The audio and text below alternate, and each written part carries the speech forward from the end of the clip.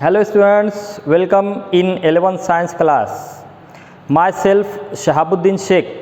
I will take your chemistry subject. Actually दो teacher मिलकर chemistry subject को आप लोगों को साल भर पढ़ाने वाले हैं। मैं जो है चैप्टर नंबर 9 से 16 तक मैं ये कवर करने वाला हूँ। तो याद रखना टीचर्स का नाम myself Shahabuddin Sheikh and you will join my YouTube channel Shahabuddin Sheikh also. Okay, now see in this video first. Now you are science student, so what is the meaning of science? Actually science, this term is obtained from the Latin language. लातीनी ज़बान से आया है, which means knowledge. क्या मतलब होता है इसका? knowledge, मालूमात. और it is also means it is systematized body of knowledge.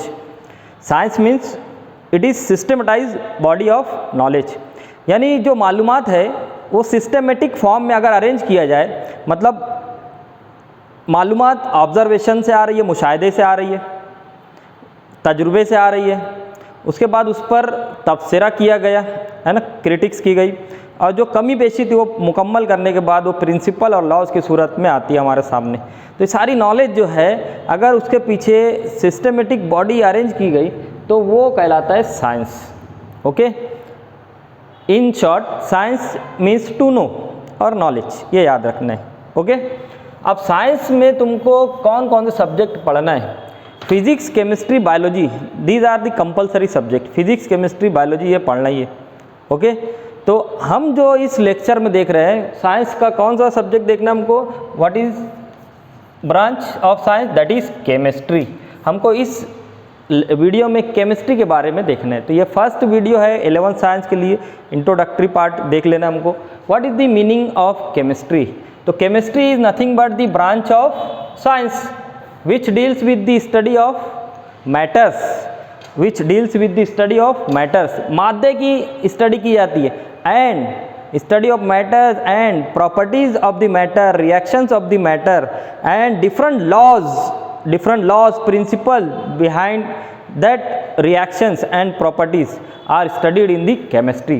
तो केमिस्ट्री में सबसे मेन चीज़ मैटर, सब्सटेंस की, मैटर की स्टडी की जाती, और जितने भी रिएक्शन प्रॉपर्टीज़ है, डिफरेंट प्रिंसिपल्स, लॉज है, उनकी स्टडी केमिस्ट्री में हमको करना है।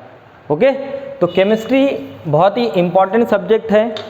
हमारी जो बॉडी होती है स्टूडेंट, वो भी एक केमिकल फैक्ट्री के तौर पर जानी जाती है।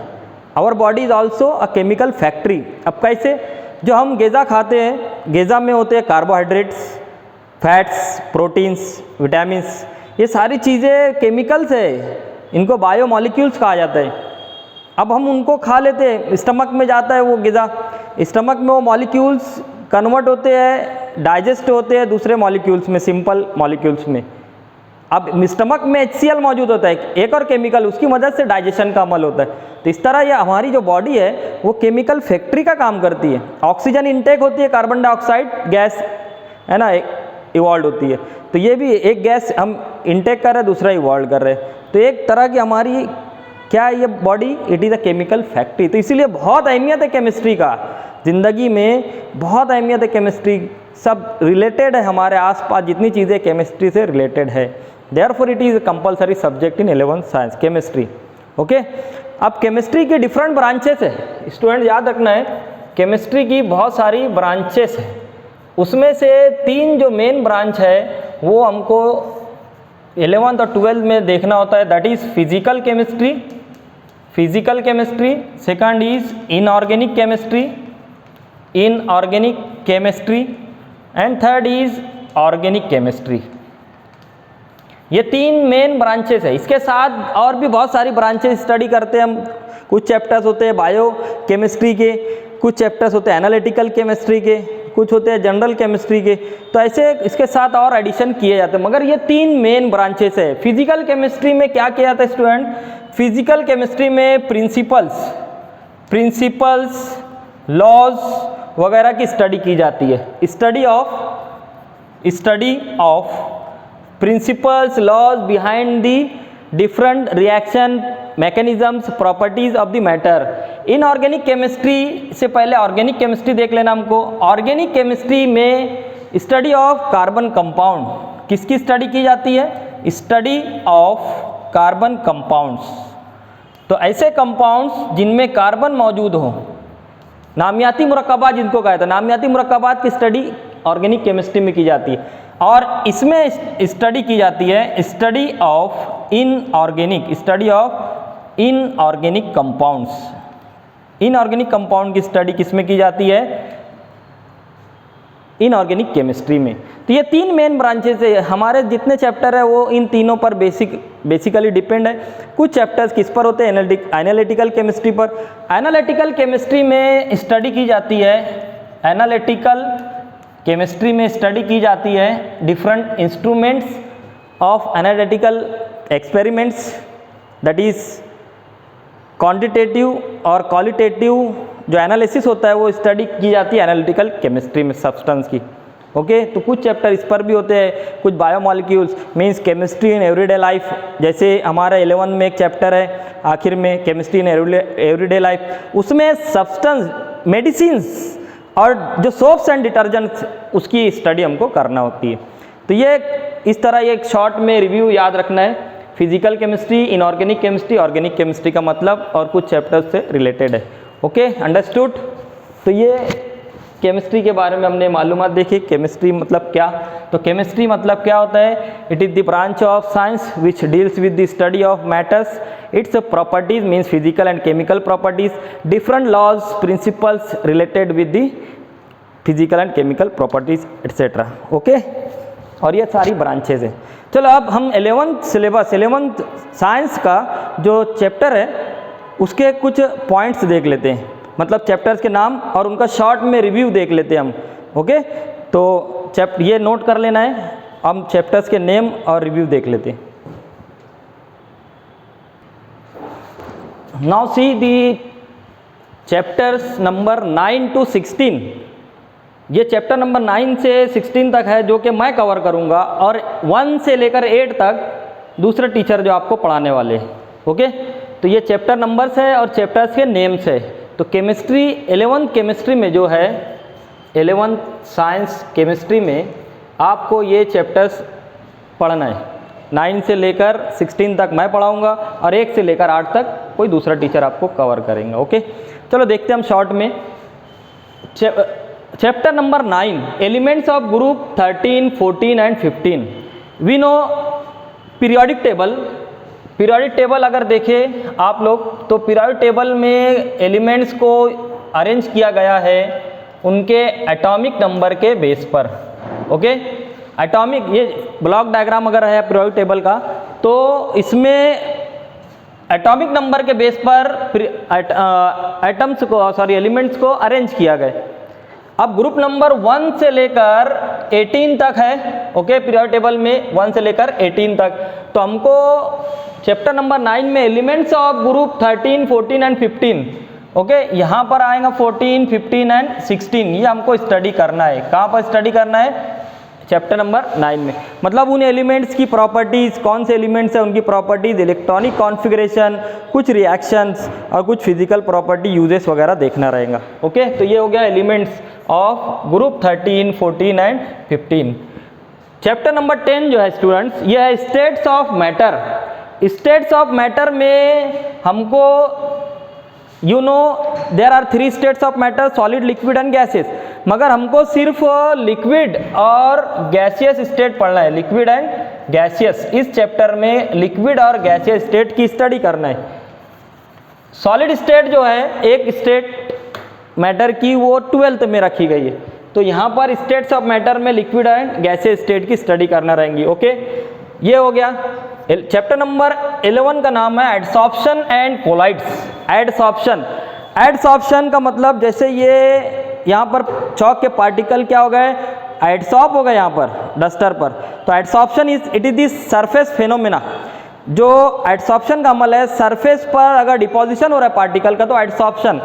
कोलाइड्स ये मिक्सचर की एक टाइप है जिसमें के पार्टिकल जो है फैले हुए होते हैं, डिस्पर्स होते हैं। ओके, जैसे सॉल्यूशन क्या होता है, माइलूल क्या होता है, माइलूल हम जिनसे हमेशा होता है सॉल्यूट एंड सॉल्वेंट का, मगर कोलाइड्स में सॉल्यूट पार्टिकल जो है फैले हुए होते हैं, मतलब पार्टिकल्स अगर फैले सॉल्वेंट में तो कोलाइड्स बनते हैं। तो इसमें हमको यहाँ देखना रहेगा चैप्टर नंबर 11 में एडसॉर्प्शन एंड कोलाइड्स।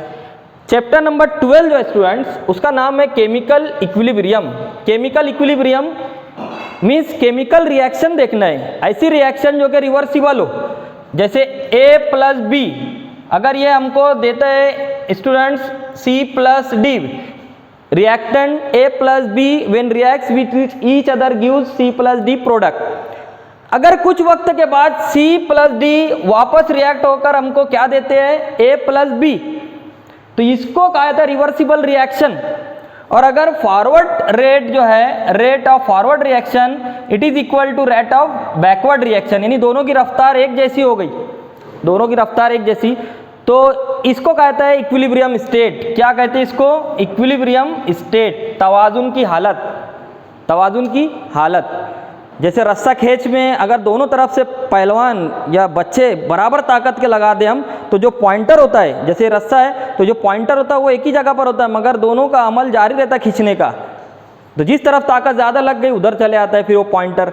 तो ये भी अमल वैसे ही है, दोनों अमल जारी रहते हैं फॉरवर्ड और बैकवर्ड, मगर दोनों की रफ्तार कैसी होती है? इक्वल। तो इस चैप्टर में हमको केमिकल इक्विलिब्रियम की बहुत सारी एग्जाम्पल की स्टडी करना है और डिफरेंट प्रिंसिपल इसकी स्टडी हम यहाँ करेंगे। नेक्स्ट है nuclear chemistry and radioactivity. Nuclear chemistry, we know atom, atom consist of nucleus, nucleus में प्रोटॉन और न्यूट्रॉन होते हैं। तो न्यूक्लियर केमिस्ट्री में न्यूक्लियस की स्टडी करना है। आज का जो बहरान है एनर्जी का, इलेक्ट्रिसिटी का, वो न्यूक्लियर एनर्जी से भी पूरा कर सकते हैं हम, तो उसकी मालूमात इस चैप्टर में पढ़ना, हमको देखना है nuclear chemistry and radioactivity. तापकारी जो है, ताप यानी जो पार्टिकल, जो एलिमेंट्स रेडिएशन खारिज करते हैं उनको रेडियो एक्टिव कहा जाता है। और वो अमल क्या कहलाता है? Alpha beta gamma, alpha beta and gamma radiation जो खारिज होती है वो अमल रेडिएशन या रेडियो एक्टिविटी कहलाएगा। तो इस चैप्टर में हमको क्या देखना है? Nuclear chemistry and radioactivity. 14 नंबर का चैप्टर है basic principles of organic chemistry. अभी हमने देखे ऑर्गेनिक केमिस्ट्री क्या होता है।